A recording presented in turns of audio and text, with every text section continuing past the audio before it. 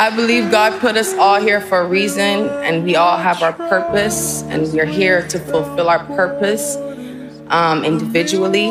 I think the thing that's kept me sane, the thing that's kept me humble, the thing that's kept me successful is being myself. The minute you learn to love yourself, you would not want to be anybody else.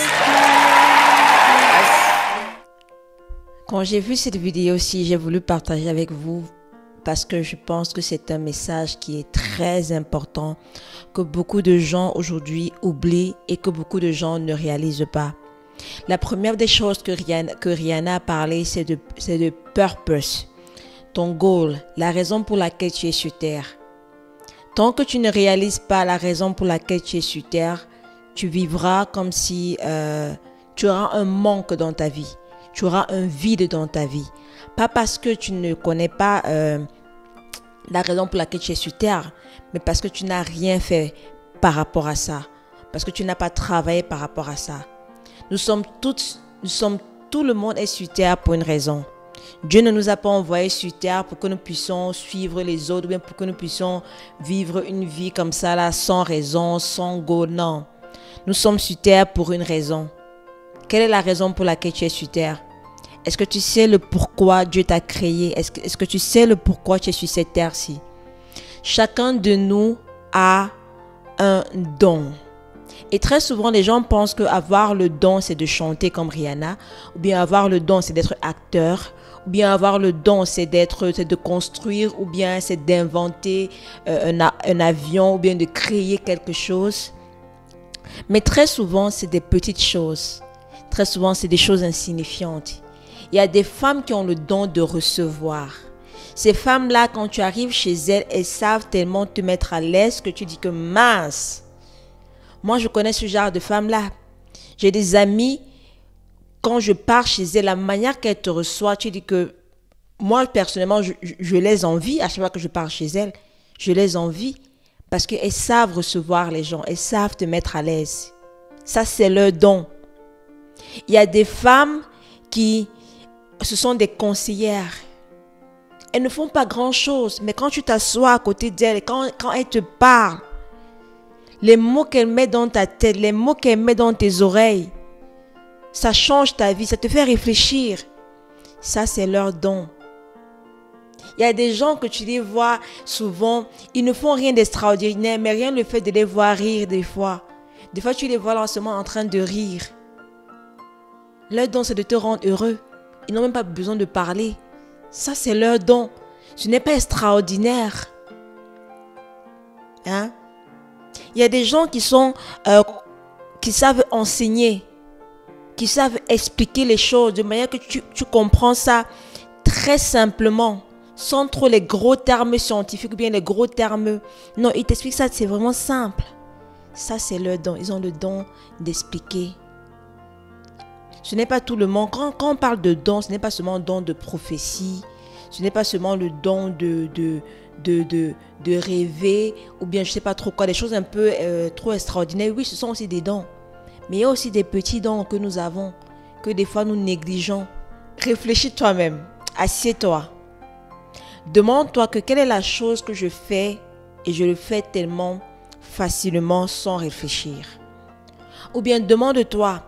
Quelle est la chose que quand je fais, je suis content, ça me fait me retrouver dans un monde qui est à moi. Très souvent, les gens pensent que ce qu'ils font de manière facile, ce n'est rien.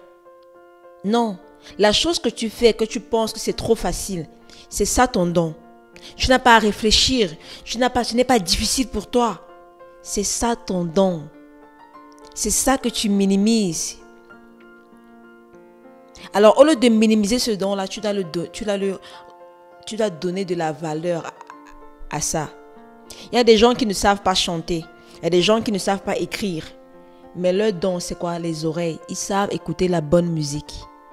C'est toi, tu dois être un producteur. Tu dois produire la musique parce que tu as une bonne oreille. Tu sais discerner ce qui est bon, ce qui est mauvais. Et des fois, même quand tu entends des fois souvent certaines chanteuses, ça t'énerve tellement parce que tu sais que ton oreille, tu as la bonne oreille. Moi, au début, je ne savais pas c'était quoi mon don. Je ne savais pas du tout c'était quoi mon don. Je faisais des choses comme ça, je fais des choses comme ça, je fais des choses comme ça. Et c'est justement parce que j'ai fait tellement de choses que j'ai découvert par hasard que c'est ça mon don. Souvent, on pense que le don, c'est quelque chose qu'on apprend. Non, ton don, c'est en toi, tu as déjà ça. Et tu peux le découvrir des fois parce que il faut que tu sois aware. Beaucoup de gens ne sont pas aware d'eux-mêmes. Beaucoup de gens ne savent pas de quoi ils sont capables. Moi, j'ai su mon don parce que je me suis retrouvée. Un jour, je me suis assise que, mais quelle est la chose que je fais et je suis à l'aise et c'est facile pour moi? Quelle est la chose que je peux faire du matin au soir sans être fatiguée? Même si je suis fatiguée, je veux faire. C'est quoi cette chose-là? Je voulais clarifier quelque chose par rapport aux dons. Il n'y a pas de petits dons, il n'y a pas de grands dons, il n'y a pas de moyens dons. Tous les dons sont égaux, tous les dons sont au même niveau. Si Dieu t'a donné un don, c'est pour que tu puisses le mettre au service des autres. Ce don-là, il est pour toi, oui, mais c'est surtout pour être au service des autres. Ce n'est pas un don qui t'a donné pour que tu le gardes pour toi, non, mais c'est pour que tu l'utilises. Donc, peu importe si ton don, c'est de servir les autres, c'est de bien accueillir, c'est de bien parler, c'est de donner de la joie aux autres, il faut le mettre en valeur. Une autre chose aussi très importante à signaler, c'est que le don que tu auras ne va pas forcément te rendre riche. Parce que très souvent, les gens pensent que le don qu'on a, ça veut dire qu'on sera riche. Non. Il y a beaucoup de gens qui ont des dons d'ailleurs, qui utilisent ça tout le temps, mais ils ne sont pas riches. Donc, il ne faudrait pas faire l'erreur de lier ces deux choses-là. Et la dernière des choses que j'aimerais souligner, c'est que si tu es déjà avancé dans ton âge, ne te dis pas que tu n'as plus d'espoir. Ne te dis pas que tu ne peux plus rien faire.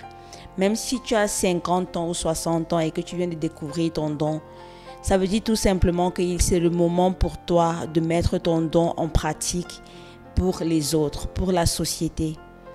Parce que certaines personnes vont découvrir leur don quand ils sont jeunes, oui c'est bien, mais d'autres personnes comme nous, comme ça, on va le découvrir un peu tard dans notre vie.